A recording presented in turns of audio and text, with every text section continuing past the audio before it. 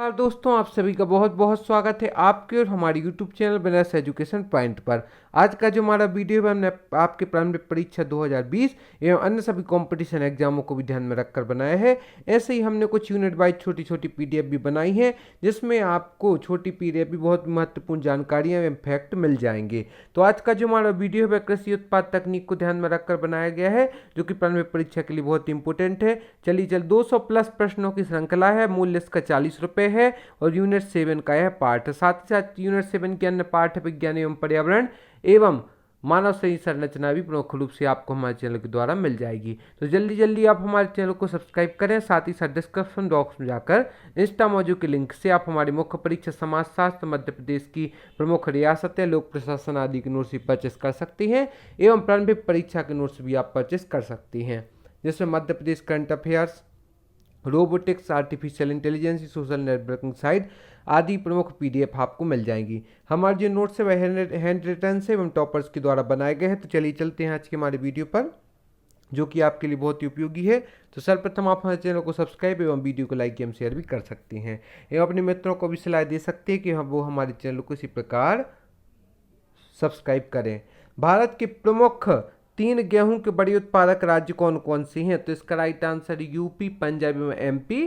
उत्तर प्रदेश, पंजाब एवं MP भारत के प्रथम 3 गेहूं के बड़े उत्पादक राज्य हैं। सोपान कृषि कहाँ पर होती है? पहाड़ के ढलानों पर सोपान कृषि की जाती है। मैरीकल्चर किसका उत्पादन होते हैं? तो समुद्री जीव का उत्पादन मैरीकल्चर कहलाता है। सघन खेती के लिए कैसा खेतीहर क्षेत्र होना चाहिए? तो इसका राइट आंसर है दोस्तों सिंचित। यदि हमें सघन खेती करनी है तो उसके लिए जो खेतीहर क्षेत्र है वह सिंचित होना चाहिए। ट्रक फार्मिंग का अभिप्राय है बागवानी कृषि से। जो ट्रक फार्मिंग होती है उसका अभिप्राय बागवानी कृषि से होता है। लदांग संबंधित है स्थानांतरण कृषि से। जो लदांग होता है वह लदांग स्थानांतरण कृषि से संबंधित है। किस राज्य की जैविक खेती करने के लिए प्रथम राज्य घोषित किया गया है? इसका राइट आंसर है सिक्किम को जैविक खेती करने के लिए प्रथम राज्य घोषित किया गया है। भारतीय सब्जी शोध संस्थान स्थित है। इसका राइट आंसर है वाराणसी में भारतीय सब्जी शोध संस्थान स्थित है। यहाँ पर एक और इम्पोर्टेंट प्रश्न है कि स्वर्ण क्रांति का संबंध किससे है? इसका राइट आंसर है बागवानी से स्वर्ण क्रांति का संबंध है। तो जो हमने प्रमुख प्रश्न देखे कि भारत के प्रथम 3 गेहूं बड़े उत्पादक देश या राज्य यूपी, पंजाब या MP है। सोपान कृषि पहाड़ी के ढलानों पर होती है। मैरीकल्चर में समुद्री जीव का उत्पादन होता है।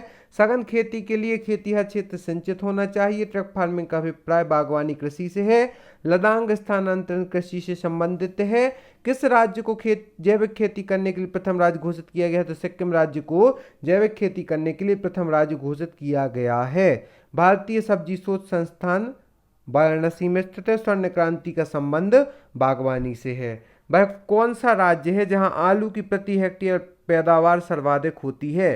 तो इसका राइट आंसर पंजाब वह राज्य है जहां पर आलू की प्रति हेक्टेयर पैदावार सर्वाधिक होती है। भारत में चावल की खेती उन क्षेत्रों में होती है जहां वार्षिक वर्षा होती है 100 सेंटीमीटर से अधिक।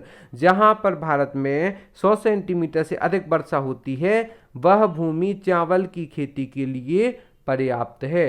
भारत किसका सबसे बड़ा उत्पादक और उपभोक्ता है? तो भारत दलहन का सबसे बड़ा उत्पादक एवं उपभोक्ता दोनों है। भारत में निम्न में कौन सी बागवानी फसल सबसे पहले प्रारंभ की गई थी? तो इसका राइट आंसर दोस्तों नील। भारत में नील की बागवानी या फसल सबसे पहले प्रारंभ की गई थी। दक्षिण पश्चिमी मानसून के तत्काल बाद बोई गई फसल को क्या कहते हैं? तो इसका राइट आंसर है खरीफ की फसल। दक्षिणी पश्चिमी मानसून के तत्काल बाद बोई गई फसल को खरीफ की फसल कहते हैं। केंद्रीय उपोष्ण बागवानी संस्थान कहाँ पर स्थित है? इसका राइट आंसर है बेंगलुरु में केंद्रीय उपोष्ण बागवानी संस्थान स्थित है। भारतीय दलहन शोध संस्थान कानपुर में स्थित है। दक्षिण भारत में सर्वाधिक चाय उत्पादित करने वाला राज्य कौन सा है? इसका राइट आंसर है तमिलनाडु। दक्षिण भारत में सर्वाधिक चाय उत्पादित करने वाला राज्य तमिलनाडु है। कौन सा राज्य भारत के संपूर्ण रेशम उत्पादन का आधा भाग उत्पन्न करता है? तो कर्नाटक एक ऐसा राज्य है कि जितना रेशम का उत्पादन संपूर्ण भारत में होता है उससे आधे भाग का उत्पादन कर्नाटक में होता है। यहाँ पर आपको बता दें कि आप फेसबुक पर, यूट्यूब पर, इंस्टाग्राम पर, टेलीग्राम पर भी ज्वाइन कर सकते हैं। टेलीग्राम पर आप हमारे क्विज एवं महत्वपूर्ण प्रश्न भी ज्वाइन कर सकते हैं। साथ ही साथ डिस्क्रिप्शन बॉक्स में जाकर इंस्टा मौजूद के लिंक से आप हमारे मुख्य परीक्षा एवं प्रारंभिक परीक्षा के नोट्स भी परचेस कर सकते हैं, जिसमें आप अभी अपने घर पर समय का सदुपयोग करते हुए हमारी वीडियो एवं नोट्स के माध्यम से अपनी तैयारी को निरंतर जारी रख सकते हैं और मनचाही सफलता को प्राप्त कर सकते हैं।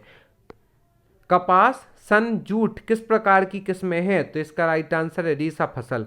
कपास, सन, जूट रेशा फसल प्रकार की किस्में हैं। कौन सा राज्य जो गेहूं की खेती नहीं करता? तो भारत का तमिलनाडु एक ऐसा राज्य है जो कि गेहूं की खेती नहीं करता है। तो इस प्रकार से कौन कौन से प्रश्न हमने और जाने उसके बारे में यदि हम देखें तो वह राज्य पंजाब एक ऐसा राज्य है जहां आलू की प्रति हेक्टेयर पैदावार सर्वाधिक होती है। भारत में चावल की खेती उन क्षेत्रों में होती है जहां वार्षिक वर्षा 100 सेंटीमीटर से अधिक हो। भारत किसका? तो भारत दलहन का सबसे बड़ा उत्पादक एवं उपभोक्ता राज्य है। भारत में नील की बागानी फसल सबसे पहले प्रारंभ की गई थी। दक्षिणी पश्चिमी मानसून के तत्काल बाद बोई गई फसल को खरीफ की फसल कहते हैं। केंद्रीय उपोष्ण बागवानी संस्थान बेंगलुरु में स्थित है। भारतीय दलहन शोध संस्थान कानपुर में स्थित है। और दक्षिण भारत में सर्वाधिक चाय उत्पादित करने वाला राज्य तमिलनाडु है। ऐसा एक राज्य जो कि संपूर्ण रेशम उत्पादन का आधा भाग उत्पन्न करता है तो कर्नाटक एक ऐसा राज्य है जो कि पूरे संपूर्ण भारत के संपूर्ण रेशम उत्पादन का आधा भाग कर्नाटक में उत्पादित होता है। कपास, सन, जूट रेशा फसल की किस्में हैं। एक कौन सा राज्य जो गेहूं की खेती नहीं करता है? तो तमिलनाडु एक ऐसा राज्य है जो कि गेहूं की खेती नहीं करता है। कौन सा राज्य देश का 70% से अधिक कॉफी अकेले पैदा करता है? तो इसका राइट आंसर है कर्नाटक एक ऐसा राज्य है जो कि 70% से अधिक का कॉफी अकेले पैदा करता है। गोल क्रांति का संबंध किससे है? तो गोल क्रांति का संबंध आलू उत्पादन से है। और स्वर्ण क्रांति का संबंध हमने पूर्वोत्तर प्रश्नों में पढ़ा है कि स्वर्ण क्रांति का संबंध बागवानी से है और दुग्ध क्रांति का संबंध दूध से है। श्वेत क्रांति का संबंध दूध से है। ऑपरेशन फ्लड कार्यकाल कब प्रारंभ हुआ? तो 1970 में ऑपरेशन फ्लड का कार्यकाल प्रारंभ हुआ। तो गुलाबी क्रांति का संबंध किससे है? तो झींगा उत्पादन, जो गुलाबी क्रांति का जो संबंध है वह झींगा उत्पादन से है।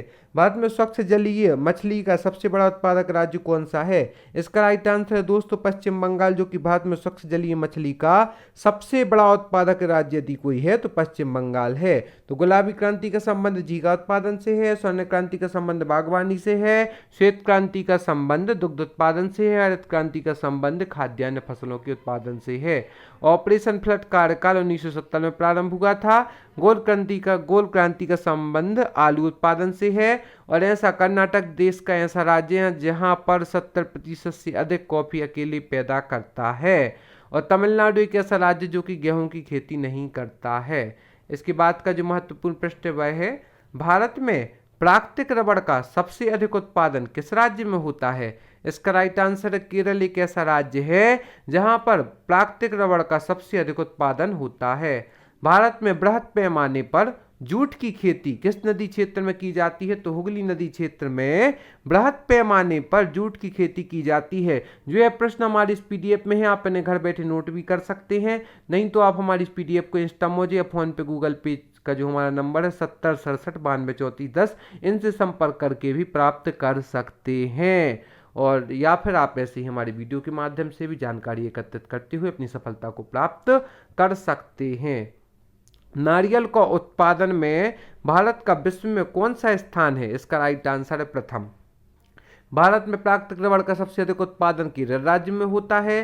भारत में बृहद पैमाने पर जूट की खेती हुगली नदी क्षेत्र में की जाती है। नारियल उत्पादन में भारत का विश्व में प्रथम स्थान है।